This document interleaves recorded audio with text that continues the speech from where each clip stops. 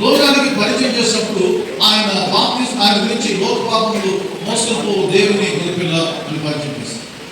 లోక పాపంలో ప్రతి మానవ యొక్క పాపముల నిమిత్తము ఆయన లోకంలో బలియాగం చేయడానికి వచ్చిన దేవుని గొరిపిల్ల అని పరిచయం చేసిన ఆయన యోహాను పాదచారశాలలో ఉండగా యేసు ప్రభు మీద ఆయనకు సంశయం ఏర్పడింది.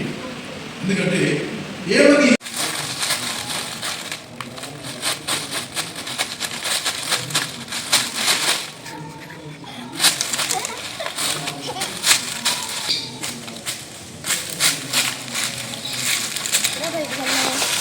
apa itu?